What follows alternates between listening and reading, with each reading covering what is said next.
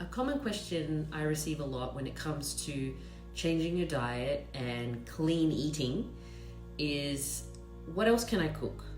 What else can I do to make food more interesting? I'm running out of ideas. I'm struggling to come up with things to cook. I'm getting bored.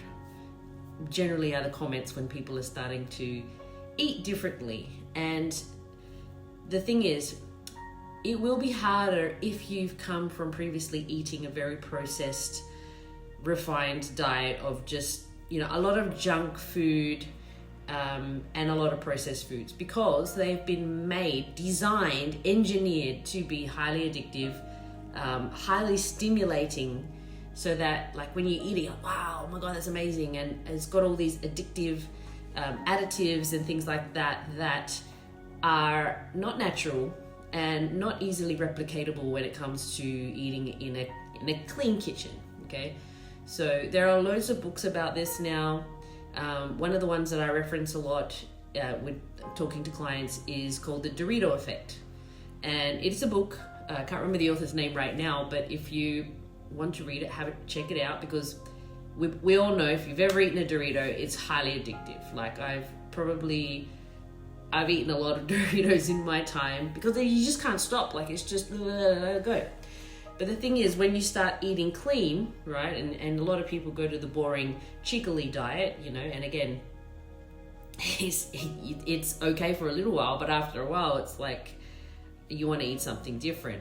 But the benefit of, I guess, going super clean like that is that you're really trying to refresh and give yourself a clean slate of getting used to eating things that aren't so like sensationally. Just say you've started your clean eating journey and you're eating all the natural foods, all the meats and vegetables, adding all of the natural herbs and spices, all of the generally health related ingredients. Okay, very, very simple, very basic. So now the question stems from, they've been doing this for a little while, it's getting boring, how do I make it more exciting? Well, hopefully by this point your taste buds have started to reset, so they're not as used to getting all of this high stim, just all this like addictive processed ingredients. Okay, it's just like sugar. You come off sugar, everything tastes bland, and you're addicted to it, so you need that sweetness and that high, right? It's a similar thing when it comes to additives and things like that, right? So now you're starting to want to spice things up a little bit. The key here is experimentation, because now it's almost like a fine wine, right? You've gone from like a really highly sugary wine to a more refined wine where you're actually tasting the notes and tasting the flavors. So this is where you can really start to be excited and experiment with all the different flavors that nature has to give. The more organic a vegetable is, or homegrown even, the tastier it actually is. Like the nutrients obviously is through the roof, but obviously the taste is through the roof as well. If you're just buying it from your supermarket, it does actually taste really bland. But if you're buying like natural ingredients, way better. So this is the part where you start to get experimental and just try different recipes, try things that you've had previously, highly processed foods, like a cleaner burger or a cleaner Mexican food at home. And, even with your pastas, going for homemade, better flour,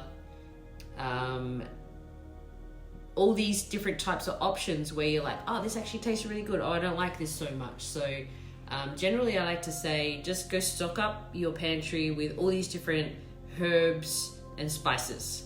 You can get dried natural spices. You can go to the health store and really, explore, or the markets, the central markets here in Adelaide. You can go and there are places we can walk in and just buy all different sorts of spices and add it to your pantry. And then that way, when you're cooking your meats and vegetables, you can experiment by adding a bit of this and a bit of that. When I lived with my best friend who's a chef, I went to the pantry and I didn't know half the stuff that things were, because she had such like a really expansive selection. I would literally just go in there with my bowl of meat and just taste test, like I just pour some, smell that, oh, that smells really good, add that on, oh yeah, that's cool, maybe I'll add a bit of that. And a lot of times she would turn around and say, hey, what's in this? And I was like, this and this, and she's like, no, that shouldn't work, like in theory, like we don't do that, that doesn't work. And I was like, well, you like it, don't you? And she's like, yeah. And I'm like, well, then it works. You just kind of play with things, and that's where it gets kind of fun. So it's all about bringing it back to basics, back to wholesome, farm to table, seed to table style eating, style living. This is a healthy lifestyle for life. You want to eat the foods that, it's better to eat less of the foods that are highly nutrient and dense with such goodness that are going to make you healthy than eat a lot of quantity. It's better to eat less. If you're saying it's an affordability thing, then buy less, eat better. That it's going to sustain you and create more health in your body than it would be eating a lot of mediocre average food, right? So when it comes to ideas, my go-to, and this is why I have such an extensive library, is my cookbook collection, okay? These are all cookbooks. And these are not even nutrition books. Nutrition books are a whole other bookshelf, but this is all cookbooks, recipes. We've got low carb, keto style books. We've got Asian, we've got seafood, gluten-free, vegetarian kitchen, fermented, Maggie Beer, Giada, Curtis Stone, Pete Evans. We've got literally like every famous chef, the gastronomique, right? Only the chefs really know that one. French, Italian, Vietnamese, just Afghan, right? Afghan foods, delicious. All these different cuisines and cultures, and just stock up. Or even online now, you can literally get it, so much information at your fingertips, and even in your social media. So start to build your collection.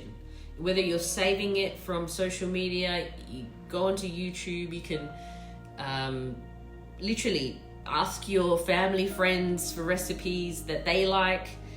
Share these things, build a collection of things that you like. Like I've got folders of printouts, and I've got ebooks on recipe books and things like that. There's so much out there. It's just start to experiment and find the things that you like, that you find a recipe you're like, wow, like, you cook it for your family and friends, and they're like, this is amazing. So then you start to get known for that recipe, and just experiment. Like, you're training your tongue, your taste buds to learn to like clean, just wholesome ingredients. And that is ultimately the recipe for wellness. You want to keep your body strong and healthy, your immune system strong, adding in all the beautiful garlics and the onions and all the herbs, all the good stuff. That's literally the recipe for life and for health. So embrace the journey. Don't feel restricted in any way. If you do miss your pasta or your bread, just find the better alternatives for you. And I don't want to tell you hard and fast rule on what to do. I can only tell you what works for me and what I've seen work for my clients. Just choose your journey.